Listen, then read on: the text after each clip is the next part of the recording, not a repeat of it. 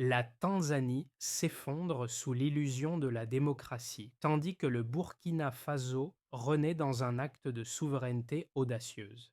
Ibrahim Traoré, un jeune capitaine, s'élève pour réécrire l'histoire, refusant la manipulation étrangère et la soumission de son peuple. Ce retournement du chaos tanzanien à la renaissance burkinabé soulève une question cruciale. L'Afrique peut-elle véritablement se libérer des griffes de l'influence étrangère? Et surtout, qu'est-ce que cela signifie pour l'avenir de la région du Sahel où les enjeux de pouvoir, de richesse et de dignité se croisent? Ibrahim Traoré n'est pas simplement un leader militaire, il est le symbole d'un changement radical pour l'Afrique. Là, un jeune homme de 24 ans, il incarne l'espoir d'une génération qui en a assez des compromis imposés par des intérêts étrangers. Le Burkina Faso, longtemps soumis à des influences externes, trouve en lui un leader déterminé à rétablir sa souveraineté. L'Afrique ne cherche plus un sauveur, mais un guide vers l'indépendance totale. Les enjeux sont immenses. L'avenir de l'intégrité territoriale et de l'autodétermination du continent est en jeu. Traoré doit naviguer à travers les tensions géopolitiques, les pressions diplomatiques et les défis internes pour reconstruire un pays ravagé par la corruption et la violence. L'Afrique n'a pas seulement besoin de nouveaux leaders, elle a besoin d'un nouveau modèle de gouvernance, une gouvernance fondée sur l'autonomie, l'éthique et la solidarité. Traoré peut-il réaliser cette vision face à la résistance internationale et intérieure? Le Burkina Faso est l'un des pays les plus pauvres de l'Afrique de l'Ouest, mais sous la direction d'Ibrahim Traoré, il est devenu un exemple de résilience face aux crises géopolitiques et économiques. Traoré a pris le pouvoir en octobre 2022 dans un contexte de violence croissante et de mécontentement populaire vis-à-vis du gouvernement précédent. La région du Sahel, en particulier, est confrontée à des menaces de terrorisme et d'instabilité, exacerbées par la présence militaire étrangère, notamment celle de la France. Alors que les forces françaises ont été perçues comme des protecteurs, elles ont souvent été accusées de maintenir un statu quo qui profite aux intérêts occidentaux au détriment des peuples locaux. Traoré, quant à lui, a choisi un chemin audacieux. Il a expulsé les troupes françaises, annulé des accords jugés inéquitables et nationalisé les ressources stratégiques telles que l'or et le manganèse pour les rendre au peuple burkinabé. Cette décision a fait du bruit à l'échelle mondiale, provoquant des critiques de la part de l'Occident, mais aussi un soutien croissant de la part des populations africaines qui voit en Traoré un leader qui incarne la lutte contre l'impérialisme économique et politique.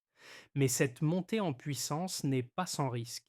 L'isolement diplomatique croissant, les sanctions économiques et la pression des puissances étrangères représentent des menaces constantes. Cependant, Traoré n'a pas seulement défié les puissances coloniales, il a aussi fait face à un défi interne majeur: reconstruire une nation dévastée par des années de mauvaise gouvernance et de violence. Ibrahim Traoré est bien plus qu'un simple militaire. Il est un symbole d'espoir pour des millions d'Africains fatigués par des décennies de néocolonialisme. Son ascension fulgurante au pouvoir n'est pas le fruit du hasard, mais celui d'une jeunesse consciente de ses droits et de ses responsabilités. Né dans une famille modeste, Traoré a grandi avec une profonde compréhension des inégalités qui divisent l'Afrique. Après des études militaires, il s'est retrouvé en première ligne face à la montée du terrorisme au Sahel. Plutôt que de se soumettre aux diktats des puissances étrangères, il a pris des mesures radicales pour redéfinir le rôle de son pays dans le concert des nations africaines. Sous sa direction, le Burkina Faso a expulsé les troupes françaises, redéfinit ses alliances diplomatiques et a amorcé un processus de réconciliation nationale. Cette réorientation géopolitique n'a pas été sans conséquences. Tandis que certains saluent Traoré comme un libérateur, d'autres le considèrent comme un dictateur. Mais Traoré, loin de chercher l'adulation internationale, se concentre sur un objectif: redonner à son peuple le pouvoir de déterminer son propre destin. Cependant, sa position reste fragile. Face à l'opposition interne et à la pression internationale, il devra naviguer entre les besoins de son peuple et les attentes de la communauté internationale. L'Afrique, dit-il, ne doit plus se plier aux exigences des puissances coloniales, mais redéfinir la souveraineté selon ses propres termes. L'histoire de l'ascension de Ibrahim Traoré commence dans un Burkina Faso marqué par la violence et le désespoir. Le pays, comme de nombreux autres dans la région du Sahel, était pris dans un tourbillon de conflits et d'instabilité.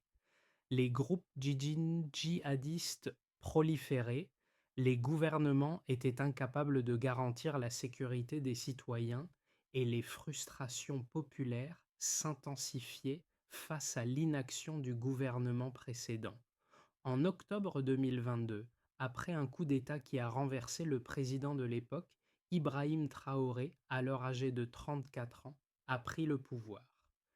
Rapidement, il a consolidé son autorité en s'appuyant sur l'armée et en exploitant le mécontentement populaire envers les dirigeants traditionnels. Mais la véritable audace de Traoré est apparue dans sa volonté de défier les puissances étrangères, particulièrement la France, qui avait maintenu une forte présence militaire au Sahel depuis des années sous le prétexte de lutter contre le terrorisme. En janvier 2023, Traoré a annoncé l'expulsion des troupes françaises du Burkina Faso, une décision qui a choqué le monde entier. À travers cette action, il a non seulement défié l'influence occidentale, mais aussi lancé un message puissant à l'Afrique. Il est temps de reprendre le contrôle de son destin. Ce geste a été perçu comme un acte de souveraineté, mais il a aussi été accompagné de lourdes conséquences. La France, l'Union européenne et d'autres pays occidentaux ont condamné cette décision et imposé des sanctions économiques. Pourtant, Traoré est resté ferme. Plutôt que de céder à la pression, il a renforcé ses liens avec d'autres pays africains et avec des nations comme la Russie, cherchant à diversifier les partenariats stratégiques de son pays. Sur le terrain, il a également mis en place un plan de réformes internes visant à réduire la corruption, renforcer les infrastructures et restaurer la confiance du peuple dans l'État. Cependant, l'isolement diplomatique croissant et les tensions internes ne sont que le début des défis auxquels Traoré devra faire face. Il est maintenant confronté à la tâche colossale de maintenir la paix et de garantir un avenir stable pour le Burkina Faso, tout en affrontant les menaces externes et internes. Sous la direction de Ibrahim Traoré, le Burkina Faso a fait face à plusieurs défis économiques, sociaux et politiques. Cependant, son approche audacieuse a conduit à des résultats mesurables, bien qu'encore fragiles. L'une de ses premières décisions a été de récupérer les ressources minières stratégiques du pays, notamment l'or, qui est l'un des principaux moteurs de l'économie burkinabé. En 2023, le gouvernement a lancé un programme de nationalisation des mines d'or permettant au pays de reprendre le contrôle sur cette industrie lucrative. Cette décision a été accueillie favorablement par de nombreux Burkinabés qui considèrent les précédentes exploitations minières comme une forme de pillage par des entreprises étrangères. Toutefois, cette nationalisation a aussi entraîné une baisse immédiate des investissements étrangers, ce qui a eu un impact sur l'économie à court terme. En 2024, le PIB du Burkina Faso a connu une légère récession de 2,5%, attribuée en partie à cette transition économique. Cependant, des signes de redressement ont émergé à partir de 2025 avec une reprise progressive de l'investissement local et une augmentation de la production minière nationale. En outre, le gouvernement de Traoré a mis en place des réformes pour lutter contre la corruption, notamment la création de nouveaux mécanismes de transparence dans la gestion des finances publiques. Bien que ces réformes aient conduit à une amélioration de la perception du gouvernement parmi la population, les critiques internes et les défis sécuritaires continuent de peser sur le pays. Le Burkina Faso reste l'un des pays les plus affectés par les attaques djihadistes dans le Sahel et malgré les efforts du gouvernement pour renforcer les forces de sécurité, les attaques contre les civils et les militaires restent fréquentes. En réponse à ces menaces, Traoré a décidé de renforcer l'armée et de sécuriser les régions frontalières, mais le coût humain et financier de cette guerre contre le terrorisme reste élevé. Par exemple, en 2025, près de 1000 personnes ont perdu la vie dans des attaques terroristes et le pays a dû allouer près de 4% de son PIB pour financer l'effort de guerre. Cette situation reste un défi majeur pour le gouvernement, qui doit équilibrer ses priorités de sécurité, de développement économique et de réconciliation nationale. La montée en puissance de Ibrahim Traoré n'a pas seulement déclenché des débats au sein de l'Afrique, mais elle a aussi suscité une série de critiques internationales. D'un côté, ses partisans saluent son courage et sa vision, affirmant qu'il incarne le réveil du Sahel, un retour à l'indépendance et une rupture avec les chaînes du néocolonialisme. En prenant des mesures radicales pour sécuriser la souveraineté de son pays, Traoré s'est montré déterminé à restaurer la dignité du peuple burkinabé qui a longtemps souffert de la malgouvernance et des ingérences étrangères.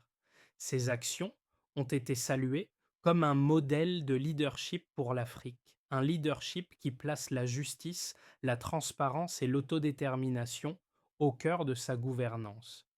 Traoré, selon ses soutiens, incarne l'esprit d'un Thomas Sankara moderne, celui qui remet en question l'ordre établi et remet le pouvoir aux mains du peuple. Cependant, il y a aussi une opposition croissante à sa politique. Les critiques affirment que son approche autoritaire, son expulsion des troupes françaises et son rejet de la coopération avec les puissances occidentales pourrait isoler le Burkina Faso sur la scène internationale et le rendre vulnérable aux pressions géopolitiques. Ces détracteurs pointent du doigt la manière dont Traoré a consolidé son pouvoir en réduisant les libertés individuelles et en réprimant l'opposition. De plus, bien que ces politiques économiques aient permis un regain d'autonomie pour le pays, elles ont aussi entraîné des répercussions négatives sur l'économie locale, notamment la fuite des investissements étrangers et une inflation élevée due à l'instabilité régionale. Traoré est également critiqué pour son approche de la guerre contre le terrorisme, qui, bien qu'efficace sur certains fronts, a exacerbé la situation sécuritaire dans le pays et n'a pas donné de solution durable pour la paix. Le véritable défi pour Ibrahim Traoré sera de concilier les aspirations de son peuple avec les réalités de la géopolitique internationale et les attentes d'une société mondiale qui ne tolère pas toujours les leaders qui défient le statu quo. Tandis qu'il cherche à tracer une voie indépendante pour son pays, il devra également démontrer qu'une Afrique souveraine peut exister sans recourir à l'aide étrangère ni aux compromis politiques qui ont souvent placé les élites africaines au service des intérêts extérieurs. Le chemin de Traoré est semé d'embûches, mais son approche est claire. Le Burkina Faso doit retrouver son indépendance et sa dignité, quitte à s'opposer à l'Occident. La scène est en train de changer en Afrique. Ibrahim Traoré est bien plus qu'un simple dirigeant militaire. Il est devenu un symbole pour une nouvelle génération de leaders africains, un modèle de souveraineté et de résilience face à la pression extérieure. Mais alors que ses partisans louent ses actions audacieuses, d'autres le voient comme un dirigeant autoritaire, trop engagé dans un combat de principe qui pourrait nuire à l'avenir de son pays. En refusant de se soumettre aux exigences des puissances étrangères, Traoré a ouvert une nouvelle ère de gouvernance pour le Burkina Faso et potentiellement pour toute l'Afrique.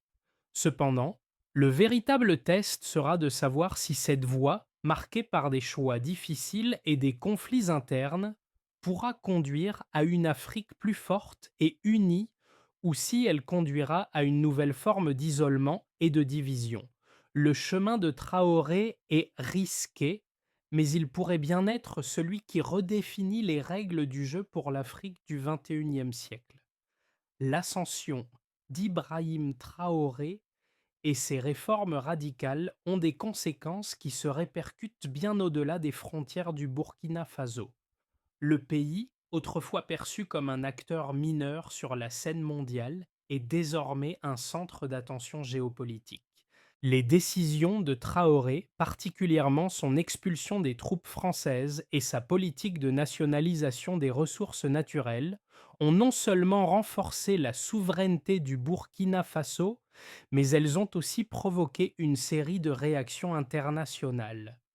Alors que l'Occident exprime ses préoccupations au sujet de son approche autoritaire, une grande partie de l'Afrique le considère comme un modèle de leadership pour une souveraineté retrouvée.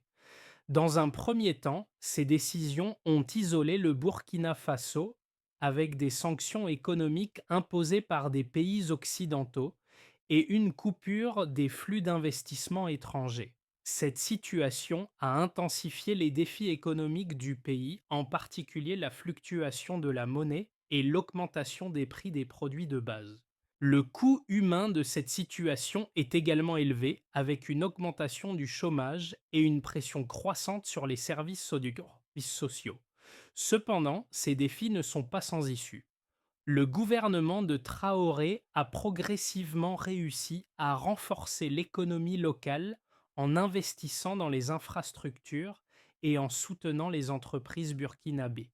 Par exemple, l'industrie minière a continué de croître, avec une augmentation de la production d'or en 2024, permettant au pays de compenser une partie des pertes économiques liées à la réduction des investissements étrangers. D'un point de vue géopolitique, le mouvement de Traoré a inspiré de nombreux autres pays africains à remettre en question leur dépendance à l'égard des puissances coloniales et des institutions internationales. Des discussions sur une Afrique indépendante économiquement et politiquement se sont intensifiées dans plusieurs autres pays du Sahel et au-delà. Traoré, en repoussant les frontières de la souveraineté africaine, incarne un changement dans la dynamique des relations internationales en soulignant que l'Afrique ne devrait pas simplement être un terrain de jeu pour les grandes puissances. Cependant, le chemin vers une véritable indépendance reste semé d'embûches. Si la popularité de Traoré est élevée au sein de son propre pays, sa gestion de la crise sécuritaire continue de susciter des inquiétudes. Les attaques terroristes dans le Sahel restent un fléau pour la région, et malgré les efforts de son gouvernement pour sécuriser les zones frontalières et renforcer l'armée, la situation reste volatile. En outre, la gestion des réfugiés et des populations déplacées à cause des conflits internes représente un autre défi majeur. Le véritable test pour Ibrahim Traoré résidera dans sa capacité à maintenir un équilibre entre la souveraineté nationale, le développement économique et la sécurité, tout en naviguant dans un environnement international de plus en plus complexe. Alors que le Burkina Faso continue de faire face à des défis internes et externes, l'exemple de Traoré pourrait bien inspirer d'autres leaders africains à prendre des mesures audacieuses pour reprendre le contrôle de leur nation. Alors que le Burkina Faso se trouve à un tournant sous la direction d'Ibrahim Traoré, trois scénarios distincts peuvent émerger dans les 6 à 12 prochains mois, chacun ayant des implications profondes pour l'avenir du pays et de la région. Dans un scénario de base, on pourrait assister à un renforcement progressif de la souveraineté. Si le gouvernement de Traoré parvient à stabiliser la situation intérieure tout en continuant à repousser l'ingérence étrangère, le Burkina Faso pourrait voir une croissance économique modeste accompagnée d'une plus grande autonomie politique. La nationalisation des ressources naturelles, couplée à des réformes institutionnelles axées sur la lutte contre la corruption, pourrait permettre au pays de se stabiliser progressivement. Le soutien de pays comme la Russie et certains partenaires africains pourrait renforcer cette indépendance. Cependant, les défis sécuritaires persistent et l'isolement diplomatique pourrait limiter l'accès aux marchés mondiaux et à l'aide internationale. Le pays pourrait également être contraint de trouver de nouveaux alliés tout en préservant son intégrité nationale. Dans une hypothèse plus optimiste, le Burkina Faso pourrait devenir un véritable modèle régional, au nom d'une Afrique plus souveraine. Dans un scénario optimiste, le Burkina Faso pourrait devenir un modèle de gouvernance souveraine et de développement durable pour le reste de l'Afrique. Le succès de Traoré à redéfinir les relations internationales pourrait inspirer d'autres nations africaines à suivre son exemple. L'isolement initial du pays pourrait céder la place à une coopération renforcée avec d'autres nations africaines et la mise en place de nouvelles alliances stratégiques avec des puissances non occidentales pourrait contribuer à une croissance plus équilibrée. L'Afrique, sous l'impulsion de figures comme Traoré, pourrait alors redéfinir son propre destin économique et politique. À l'inverse, dans un scénario plus pessimiste, des conflits internes et un isolement régional pourraient s'aggraver. Si la situation sécuritaire ne s'améliore pas et si les tensions internes, notamment avec les groupes djihadistes, continuent de croître, le Burkina Faso pourrait entrer dans une phase d'instabilité prolongée. L'isolement diplomatique pourrait devenir plus sévère, avec des conséquences économiques désastreuses.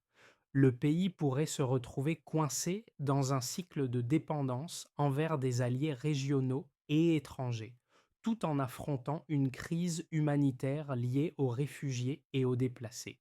Le modèle de Traoré pourrait être mis à l'épreuve par des forces internes qui réclament plus de démocratie et de réformes politiques. L'absence de consensus national pourrait également fragiliser sa position. L'exemple d'Ibrahim Traoré et du Burkina Faso est plus qu'une simple histoire de politique. Il représente un appel à l'action pour chaque Africain, un défi lancé à la jeunesse du continent. Pour beaucoup, la situation actuelle est une opportunité de repenser les fondements de la gouvernance et du leadership en Afrique. Ce n'est pas un simple conflit militaire ou diplomatique, c'est une lutte pour l'avenir de l'Afrique, pour sa souveraineté, sa dignité et son indépendance. Traoré, bien que controversé, incarne un idéal que de nombreux jeunes Africains partagent: l'espoir d'une Afrique forte, autonome et capable de s'épanouir sans être sous l'emprise de puissances extérieures. Mais ce message ne s'adresse pas uniquement aux Burkinabés. Il résonne à travers tout le continent. Que vous soyez étudiant à Dakar, travailleur à Nairobi ou artiste à Lagos, cette révolte contre l'impérialisme et cette quête d'autonomie trouvent écho dans chaque coin de l'Afrique. Le réveil africain est en marche et les actions de leaders comme Traoré façonnent non seulement le destin de leur pays, mais aussi celui d'un continent tout entier. La jeunesse africaine est appelée à prendre en main son destin, à choisir un modèle de gouvernance qui ne soit pas dicté par des puissances étrangères, mais défini par les valeurs et les besoins du peuple.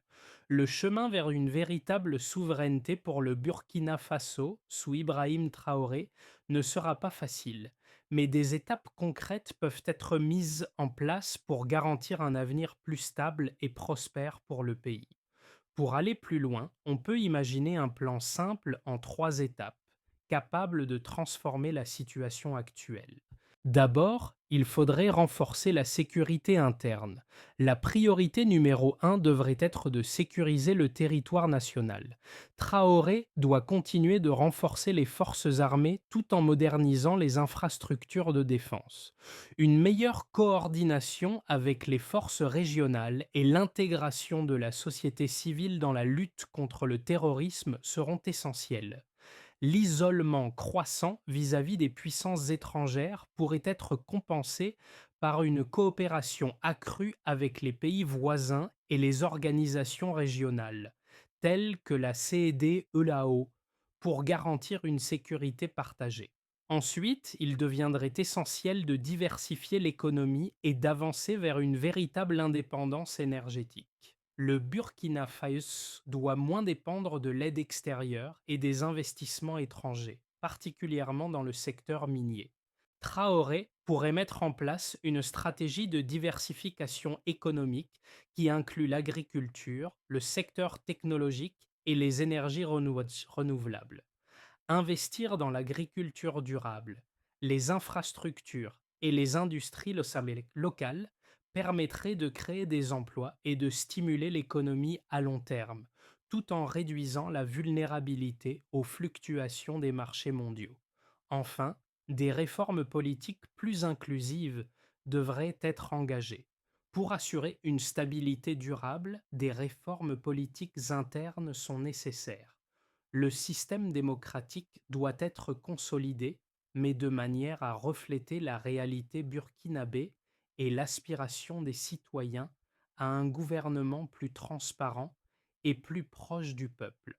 Traoré pourrait ouvrir la voie à une réconciliation nationale, en instaurant un dialogue avec les partis d'opposition et les groupes civiques pour créer un espace politique inclusif où tous les Burkinabés, indépendamment de leurs origines ou opinions politiques, se sentent représentés et écoutés.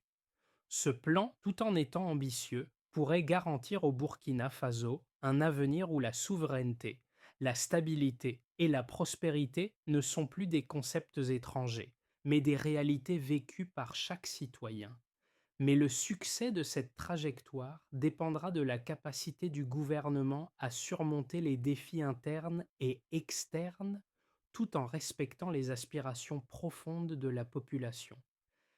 Ibrahim Traoré n'est pas seulement un homme politique. Il est le visage d'une nouvelle Afrique, une Afrique qui refuse de se soumettre aux diktats des puissances étrangères et qui cherche à redéfinir sa place dans le monde. Son nom résonne désormais dans les rues de Ouagadougou, mais aussi dans les capitales africaines, comme un symbole de résistance et de résilience. Chaque décision qu'il prend, chaque mouvement qu'il fait, porte avec lui l'espoir d'une nation qui, après des années de lutte, commence enfin à voir un avenir sans chaîne. Mais ce n'est pas seulement le Burkina Faso qui se relève avec Traoré, c'est tout un continent. De Dakar à Nairobi, de Lagos à Kinshasa, la jeunesse africaine commence à comprendre qu'il n'est plus question d'attendre un sauveur, mais de prendre en main son propre destin. Ce n'est pas la promesse d'un homme qui guide cette révolution, mais le réveil d'une génération qui n'acceptera plus de vivre dans le silence ou la soumission. Et tandis que l'Afrique marche vers l'aube d'une nouvelle ère, Ibrahim Traoré sera là, non pas comme un dirigeant isolé, mais comme un phare pour une Afrique prête à briller par elle-même. L'Afrique est en train de vivre une transformation silencieuse mais puissante. Une transformation menée par des jeunes comme Ibrahim Traoré, mais aussi par des millions d'autres qui refusent de rester dans l'ombre. Ces jeunes comprennent maintenant que la liberté et la souveraineté ne sont pas des privilèges accordés, mais des droits à revendiquer. Ils portent sur leurs épaules l'héritage d'un continent longtemps dominé par des puissances extérieures, mais aussi la vision d'un avenir où l'Afrique par elle-même pourra décider de son destin. Alors, à vous, la jeunesse africaine, que choisissez-vous? Allez-vous suivre le chemin tracé par ceux qui ont sacrifié pour votre liberté, ou resterez-vous silencieux face à l'oppression? C'est à vous de décider. Le changement n'attend pas. Il commence maintenant Et à travers les luttes de pays comme le Burkina Faso, nous voyons que l'Afrique a déjà commencé son réveil. C'est à vous de poursuivre cette révolution, d'apporter votre lumière à cette lutte et d'être les architectes du futur que vous méritez.